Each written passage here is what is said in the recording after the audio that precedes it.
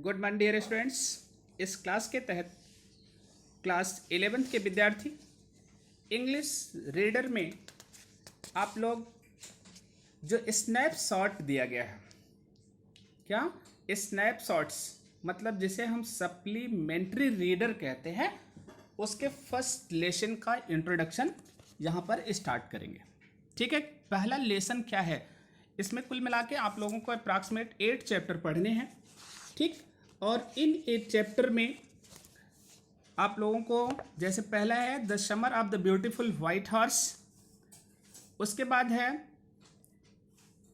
The address, तीसरा chapter है Ranga's marriage, चौथा चैप्टर है एल्बर्ट आइंस्टीन एट स्कूल, पांचवा चैप्टर है मदर्स डे, छठवां चैप्टर है the Ghat of the only word, सातवां चैप्टर है बर्थ और आठवां चैप्टर है द टेल ऑफ, ठीक है, मिलान सिटी। तो 8 चैप्टर आप लोगों को पढ़ना है। तो चूंकि स्टोरी है, आप लोग अपने से भी रीड करिएगा, कहानी इंटरेस्टिंग है, कुछ ना कुछ इससे क्या मिलती है, सीखने के लिए मिलती है।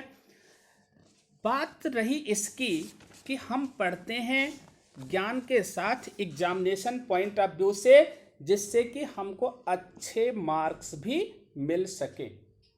ठीक, तो हम इसका प्रश्न पैटर्न जान लेते हैं कि क्या क्या प्रश्न परीक्षा में पूछा जाएगा।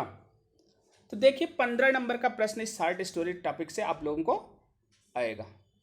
15 नंबर में 4 नंबर के 2 शॉर्ट आंसर क्वेश्चन आते हैं, मतलब 30 वर्ड में लिखने रहते हैं। तो 4 नंबर का 8 नंबर हो गया, और एक आता है 150 शब्दों में लिखने के लिए जो 7 नंबर का होता है। तो 4 8 और 7 कितना हो गया, 15 नंबर। तो जो लॉन्ग आंसर आता है ऑफन स्टोरी का मतलब जो लिखी होती है उसकी समरी लिखने के लिए आता है। जैसे एक स्टोरी को 2-3 पार्ट में हम डिवाइड कर लेते हैं, तो उसमें या तो पहला पार्ट आ जाता है, या दूसरा पार्ट आ जाता है, या तीसरा पार्ट आ जाता है। ठीक, तो इसको आपको समझना है कि किसी भी चैप्टर को मतलब स्टोरी को पढ़ें तो स्टोरी को अच्छी तरीके से उसकी थीम को जान लें, उसके कैरेक्टर को जान लें कि कौन कौन सा स्टोरी में कैरेक्टर दिया गया है।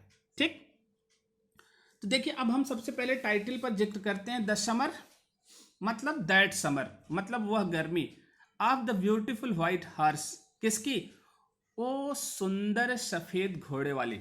मतलब कहानी का जो थीम मतलब चैप्टर दिया गया है का उसका टाइटल दिया गया है कि वह गर्मी मतलब द समर वह गर्मी of the beautiful white horse मतलब सुंदर सफेद घोड़े वाली गर्मी। अब समझ में आया? तो इसके बारे में ये चैप्टर का नाम दिया गया है। अब राइटर इसमें बहुत ज़्यादा मतलब नहीं रहता, क्योंकि राइटर पूछा नहीं जाता है, लेकिन थोड़ा सा हम लोग जरूर जान लेते हैं। विलियम सैरोयान इसके क्या है, सैरोयान इसके राइटर हैं। सैरोयान SAROYAN पढ़िएगा आप लोग, स्पेलिंग लर्नर है जिससे, विलियम सैरोयान। ठीक, अब थोड़ा सा हम राइटर के बारे में जान लेते हैं कि हु इज ही। तो देखिए विलियम सैरोयान वाज एन अमेरिकन, मतलब ये अमेरिकन राइटर हैं, सबसे पहले जान लीजिए।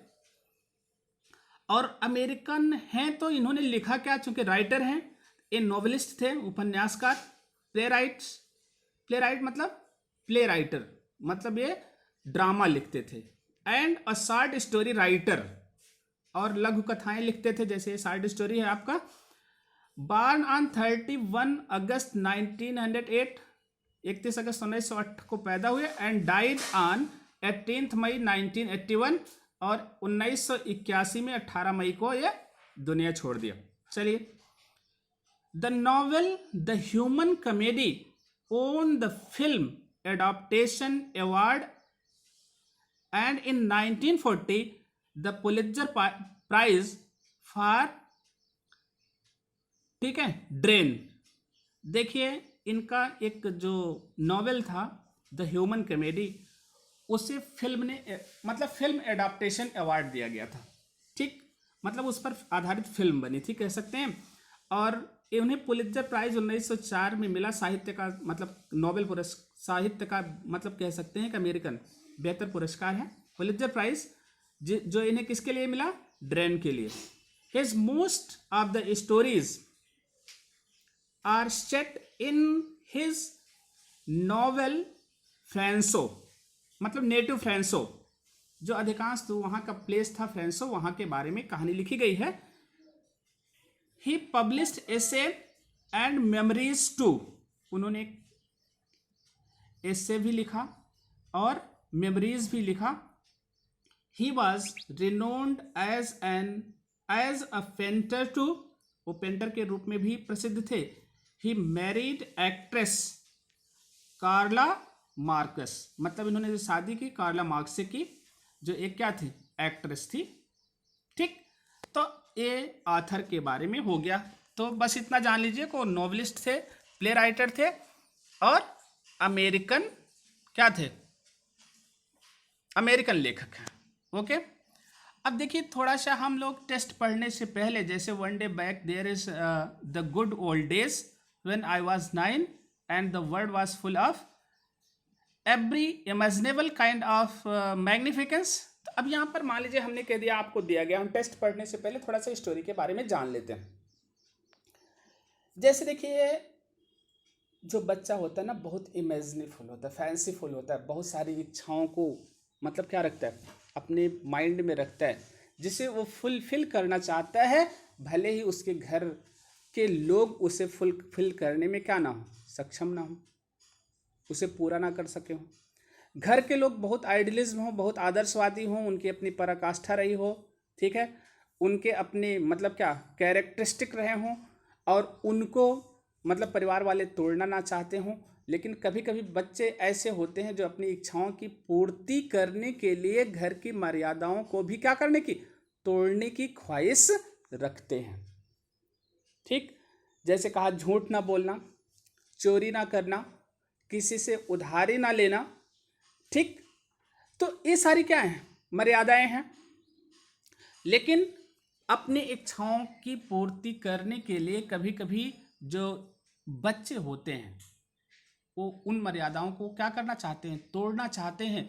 और ये भी तोड़ना चाहते हैं कि मतलब ये क्या है, ये घर की जो सारी बातें हैं ये पुरानी हैं, पुराने किस्म की हैं, रूढ़िवादी किस्म की हैं, इनसे क्या तात्पर्य हमारा है, इनसे क्या मतलब हमारा है। लेकिन जैसे जैसे जब आप बड़े होते चले जाते हैं, तो जब आप अपने इतिहास को झांकते हैं कि हमारे परिवार का, हमारी फैमिली का क्या इतिहास है, तब आप खुद अपने को उस से जोड़ना चाहते हैं, अपने को खुद उससे क्या करना चाहते हैं, बांधना चाहते हैं कि क्यों इस फैमिली की प्रसिद्धि थी, क्यों इस परिवार का क्या था, नाम था। अब यहीं पर लिखा गया है, देखिए इसमें दो कैरेक्टर हैं महत्वपूर्ण, एक मुराद है, ठीक,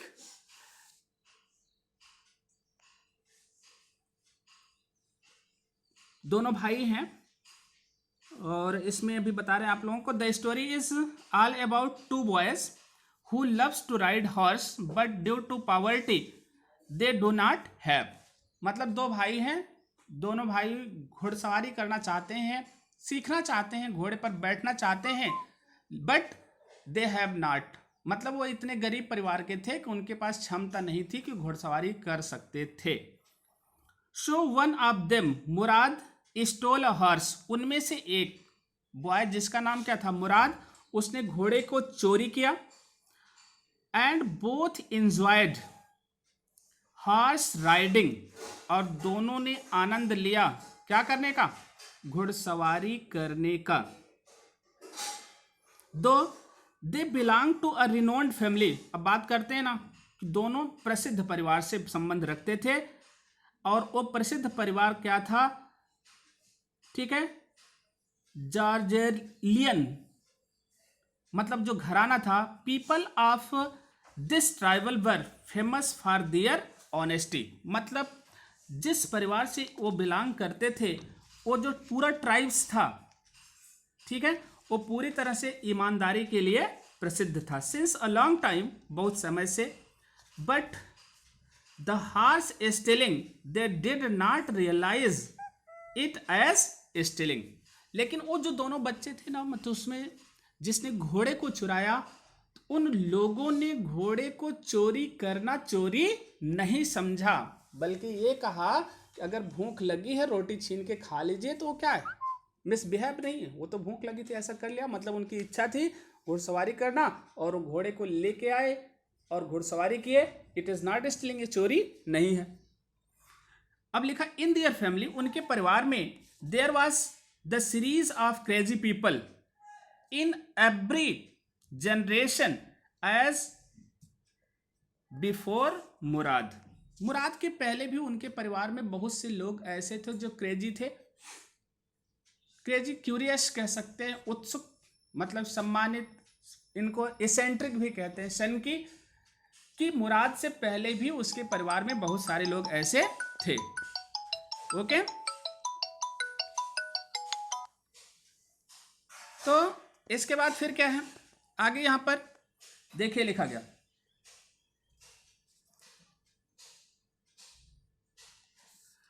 अंकल खसरो वाज हाईली एसेंट्रिक, मतलब जो उनके अंकल थे खसरो, वो भी बहुत सन की किस्म के थे। Person who use to say exactly same dialogue, it is no harm, pay no attention to it, in every condition, प्रत्येक कंडीशन में, later Mourad and Aram, Aram मतलब जो दूसरा लड़का था उसका नाम आराम था, return to the horse to farmer John Byro, John Byro, John Byro जो फार्मर था जिसका वो लोग घोड़ा चुराए थे, उसका नाम जॉन बायरो था, और दूसरे भाई का नाम क्या था, एराम, और पहले का क्या नाम था, मुराद।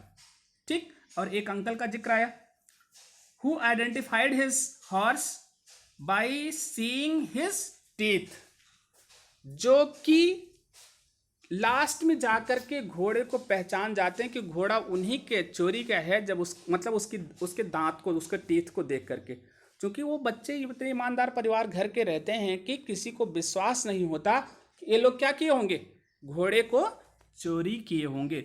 इस प्रकार से यहाँ पर इस स्टोरी में यही दिखाया गया कि वो बच्चा कैसे मतलब घोड़े चुरा के लेके आता है, फिर वो कैसे घुड़सवारी करते हैं, घोड़े कहाँ छुपा के रखते हैं, फिर कितनी बार जिस फार्मर का वो घोड़ा था उसके सामने से गुजरते हैं, लेकिन वो कैसे अपने घोड़े को पहचान नहीं पाता यद्यपि वो उसके घर भी आता है। इन सारी चीज़ों का जिक्र किया गया है। तो हम लोग इस टेक्स्ट को नेक्स्ट क्लास के माध्यम से पढ़ेंगे। अभी आप लोग केवल टाइटल और इसके इंट्रोडक्शन को सीखें। Okay, thank you for this class.